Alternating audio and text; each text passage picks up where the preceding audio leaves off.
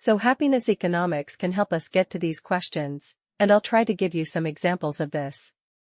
Now, even though there's a lot of skepticism, originally about using this surveys what people say make them happy. The number of reasons that we are getting increasingly confident in doing so. One is that their consistent pattern, remarkable consistent pattern, determines well-being across large samples of people, across countries, across the world, and over time. Some of the basic things that make people happy, and I will show you some of these: income, health, marital status, employment status. Some of these very basic things are remarkably consistent across countries, across world.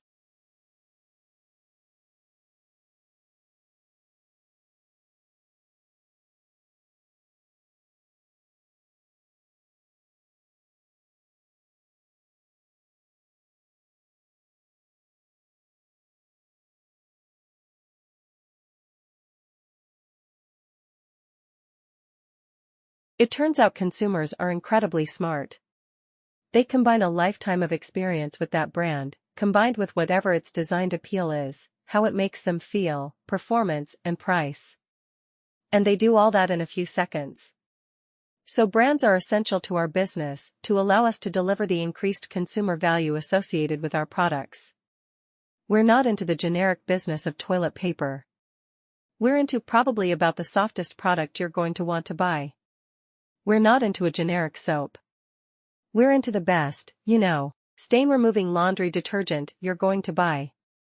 But we're going to want you to remember that as the Tide brand. Now, that means there's a second moment of truth. If they do select you and they pay 50% more than they would have paid for Walmart's brand, when they get home, it'd better perform when it's used.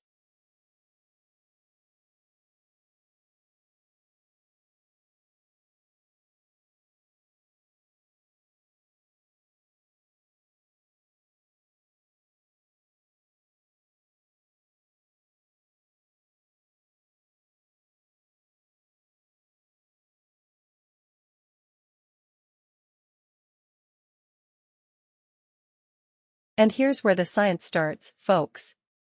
There's an amazing number of fundamental engineering contradictions, right? Airplanes deal with, weight and strength. I want something that's light but strong. That's an engineering contradiction. Once I deal with our things, got to be strong but soft. They have to be strong even when they're wet.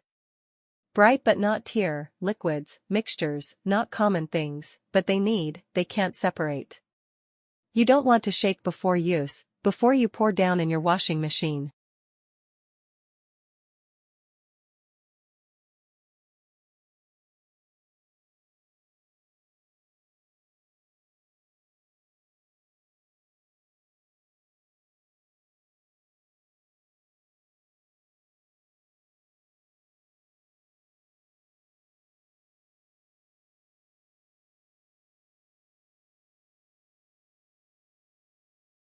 Squeeze the life out of their prey.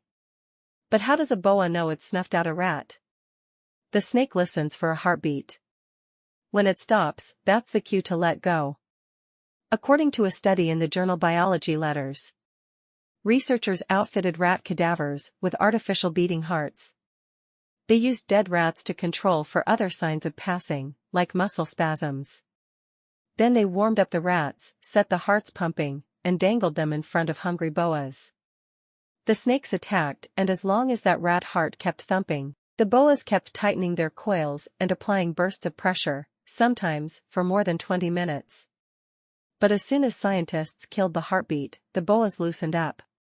Even captive-born boas who'd never hunted live prey paid attention to the pulse, suggesting the behavior is innate. And for good reason.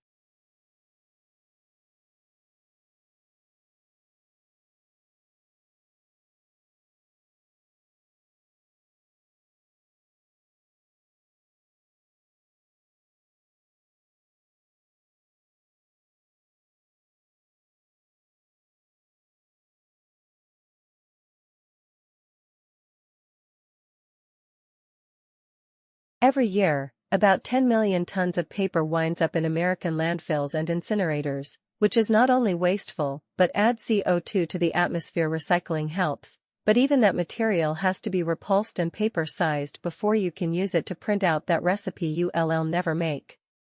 But what if you could wipe the page clean and use it again? Light amplification by stimulated emission of radiation to the rescue. A new study shows that laser light can erase the toner from a piece of printed paper. The approach appears in the Proceedings of the Royal Society A. Taking a page from the Art Restoration Handbook, scientists sampled a variety of light sources to see if any could be used to strip the ink from laser-printed documents without damaging or discoloring the paper.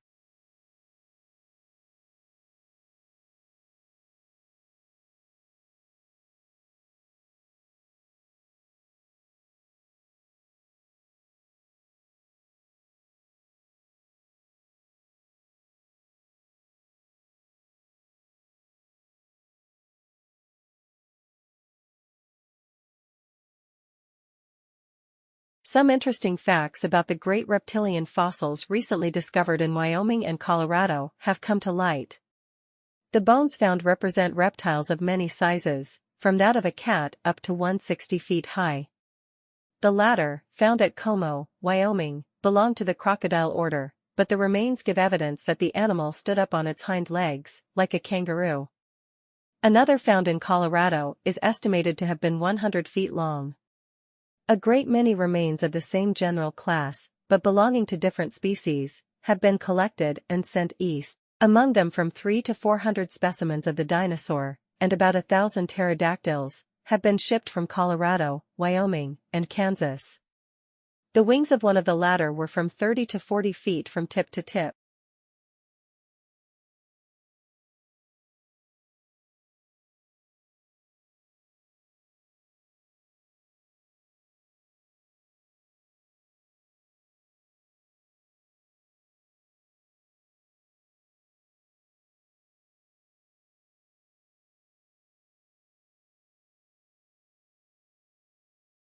"17 different species of these flying dragons have been found in the Chowk of western Kansas. There have also been found 6 species of toothed birds. Comparatively little has been done toward classifying the late finds, and the task is such an enormous one.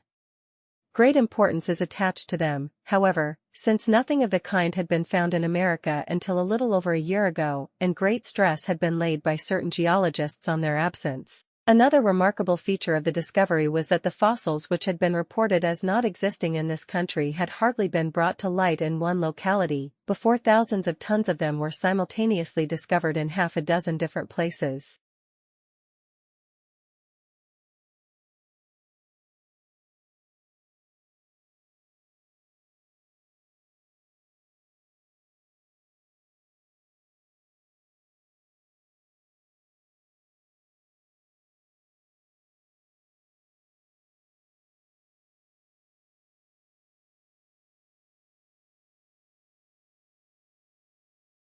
Lead in time is the amount of time that elapses between a business placing an order with a supplier for more stock or raw materials and the delivery of the goods to the business. Businesses want the lead time to be as short as possible, so that they can meet their customer orders and minimize the time between paying for the stock and receiving the feedback from the customer. However, this may not happen due to a number of factors, such as delays in the supplier receiving the order, or the breakdown of the supplier's lorries delivering the stock to the business.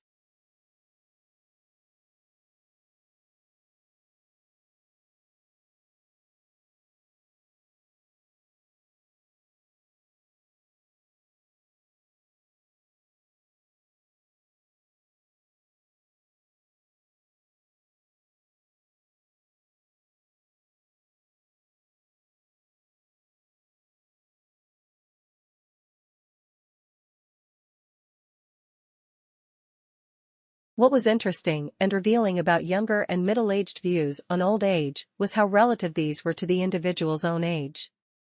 Those in their teens regarded 40 as old, whereas those in their 40s thought 70 or 80 was old. For many, health was seen as a determining factor in deciding who is old, and many young participants commented on how fit and active their grandparents are, while others thought ill health and dependence were an inevitable part of aging. The majority of participants, however, regarded old age as something negative, and many expressed fear of growing old.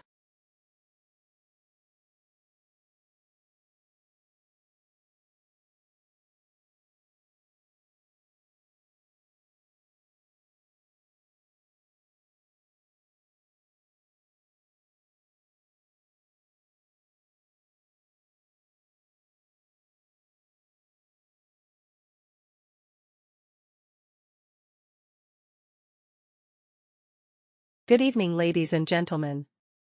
My theme for this session is convergence, technology change and business practice. This is somewhat dear to my heart, in that I have spent much of the last 15 years involved in various aspects of technology and their impact on business, across a broad spectrum, from applications of signal processing in manufacture right through to the use of utilization data and diary applications, to improve the time utilization of the sales force.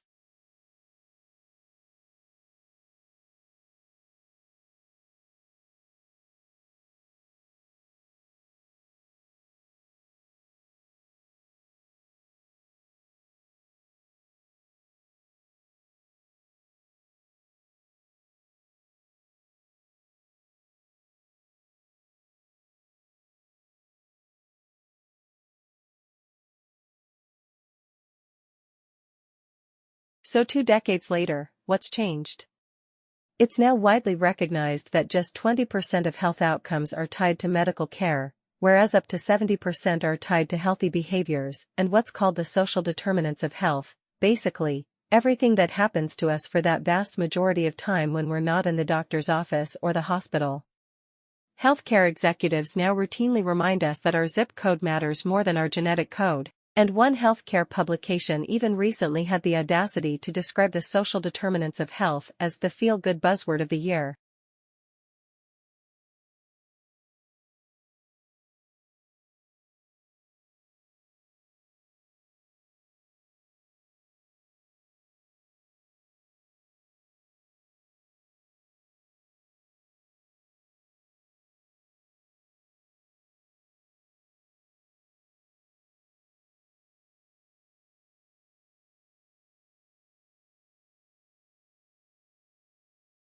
Adidas teamed up with an organization called Parley for the oceans.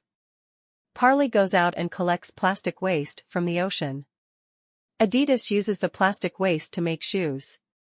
Shoes made with plastic from the ocean, good for the environment and good for business. Because if you know that rapidly growing consumer segment known as hipsters, and I know you know hipsters, then you know that a hipster faced with the choice between a no-name shoe and an Adidas made with plastic from the ocean will pick the Adidas every day of the week and twice on Sunday, and then walk around like it's no big deal, but look for every opportunity to talk about them.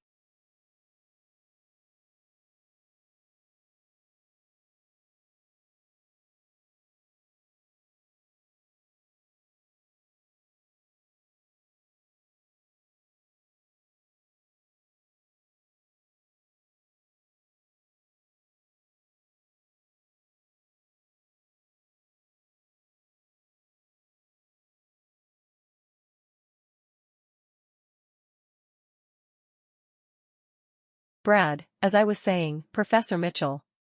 Lisa, oh, please call me Lisa. Brad, yes, well Lisa, well I'm still trying to get my head around the choice of electives for the optional part of the third-year program.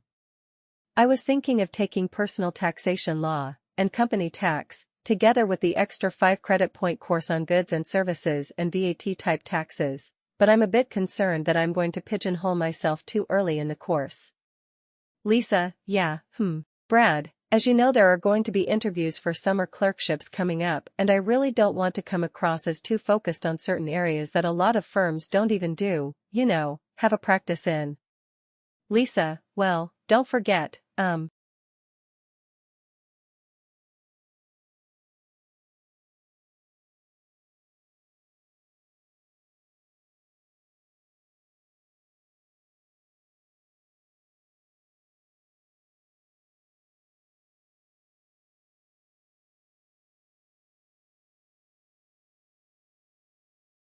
millions of roses get handed out on Valentine's Day. But growing roses has an environmental impact worse than many other crops. Start with climate change. Most roses in the US and Europe are imported from warmer climes. All that flying and trucking adds thousands of metric tons of carbon dioxide to the atmosphere. Then there's all the water needed to, water the flowers.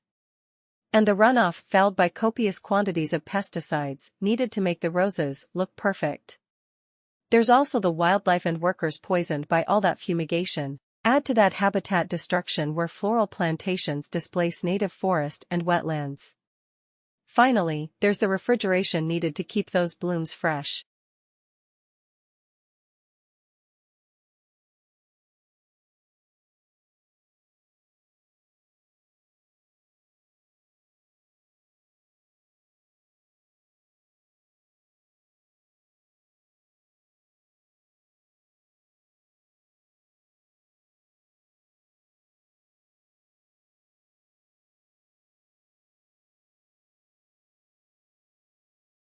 One seminal difference in policy remains: the coalition has not matched what is Labour's most important innovation promise. That is to bring together responsibilities for innovation, industry, science, and research under one single federal minister. Innovation responsibilities currently lie within the powerful Department of Education and Science, and while there is a separate industry department, it has little influence within cabinet. This has hampered policy development and given Australia's innovation policies a distinct science and research bias. It is the scientists rather than the engineers who call the tune in innovation policy in Canberra, so it's no surprise our policies are all about boosting government-funded research and later commercializing their results.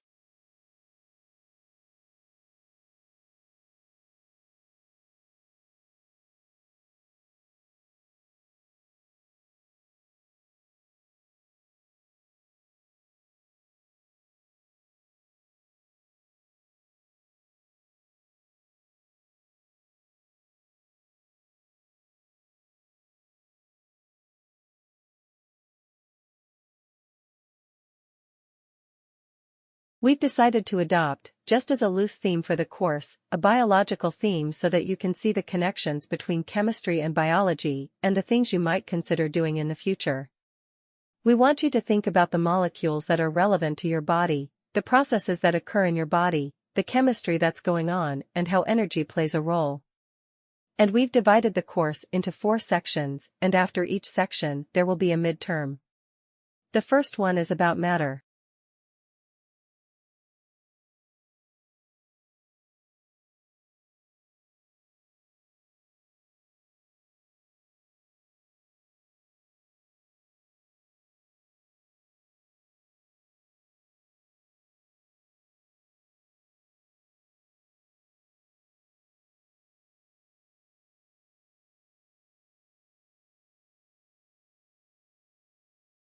As with all human behavior, there are numerous reasons for it. But often it's caused by someone who feels the need to show their superiority over someone else, in order to feel that they aren't at the lowest level in hierarchy or a group of people. In some cases, one person simply dislikes the other, on the basis that the personality of one is in some way incompatible with that of the other person.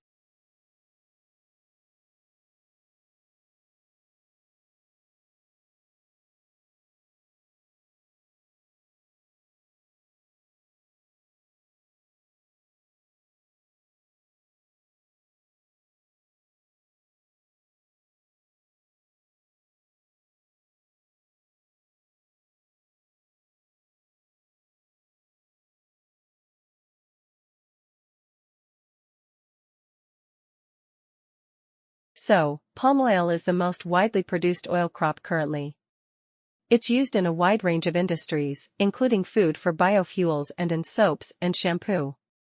However, those sectors growing fast, and unfortunately palm oil grows in exactly the same environment as tropical rainforest. So, the use and the development of palm oil, the growth in the sector, is leading to wide-scale deforestation. What we are hoping to do is if we can come up an alternative we can slow the growth of the sector and therefore stop the wide-scale deforestation in South Asia.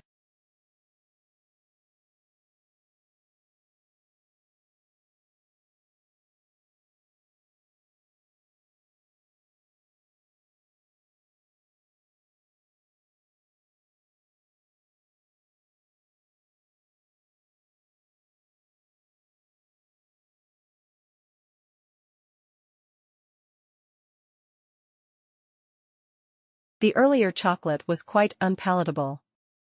They used to add things to it to make it more palatable, so for the early chocolate, they didn't know how to extract all the cocoa fat from it, so it was, or could be quite greasy, and if you made it as a drink you'd have this sort of scum on the top. So they used to try and add things to it, like starch and things, to make it a more palatable product. So there were a lot of scandals around the kind of things they were adding to chocolate in the 19th century. So by the sort of 1870s, 1880s, there are people like Cadbury's saying, "Our chocolate is absolutely pure. We have this new process, the Van Houten process, which now extracts all this horrible fat that we can use to make eating chocolate. Now we have a pure product."